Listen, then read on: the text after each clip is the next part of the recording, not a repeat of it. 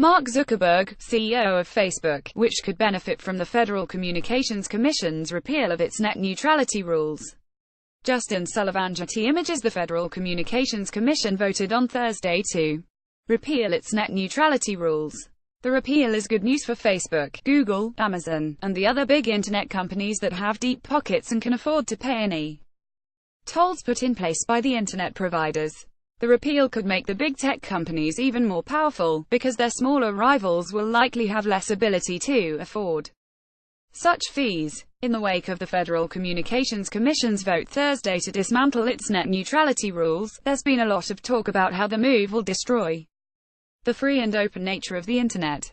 I'm not going to dismiss such concerns, but I think they ignore a bigger problem. The biggest technology companies were already threatening the openness of the internet, and the repeal of net neutrality is only going to make the situation worse.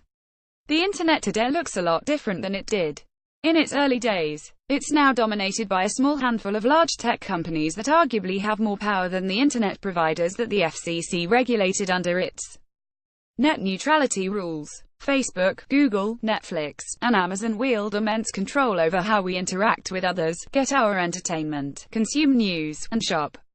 Chances are if you experience something online, you're likely doing it through or by way of one of those big tech companies. Those companies' power has grown almost unabated, thanks in large part due to the open nature of the internet. Now, the end of regulations designed to keep the internet open are likely to cement their dominance. The net neutrality provisions barred broadband providers from block, slowing, or giving preferred treatment to particular sites and services.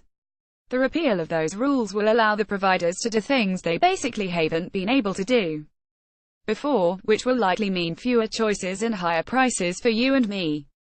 But the ending of the rules likely won't just mean added costs for consumers, it's also likely to mean new fees for internet companies. In the absence of the net neutrality provisions, one of the things broadband providers will likely attempt is to charge internet companies tolls, send their web pages or stream their videos to the provider's customers.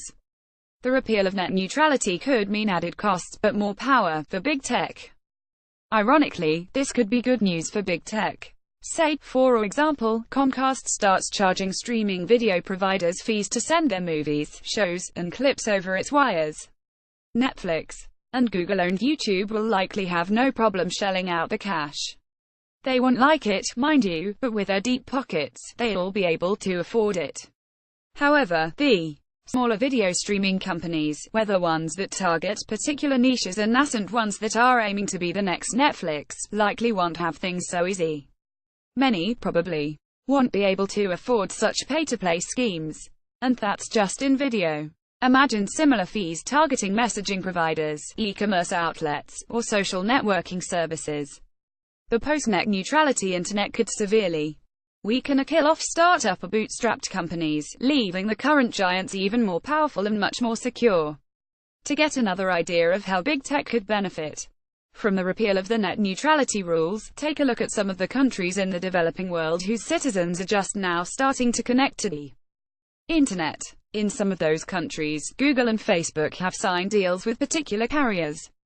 While the carriers often charge pricey fees for access to the broader internet, those deals, which it's likely only the big tech companies can afford, allow their customers to access Google and Facebook for free. Thanks to such preferential agreements, many consumers in those countries think Google and Facebook are the internet, not realizing there is a vast universe of other sites and services online. Big tech's silence was deafening and revealing. Big tech has frequently mouthed its support for net neutrality. But if you want to get a sense of what those companies really think about the rules repeal, take a look at their actions immediately prior to Thursday's vote. Most of them kept a safe distance from the controversy or were completely silent on the issue, only to release stronger statements after the repeal passed. For the most part, the large tech companies did not engage in the protest, the New York Times noted 2 days before the vote. In the past, the companies have played a leading role in supporting the rules.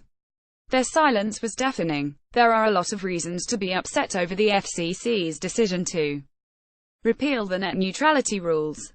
You should worry about your broadband provider or wireless carrier increasing prices, charging you more to use certain services, or doing other things that might degrade your internet experience. But the potential that the repeal could make Facebook, Google, Amazon, and the rest of big tech even more powerful is equally as troubling, and deserves just as much scrutiny.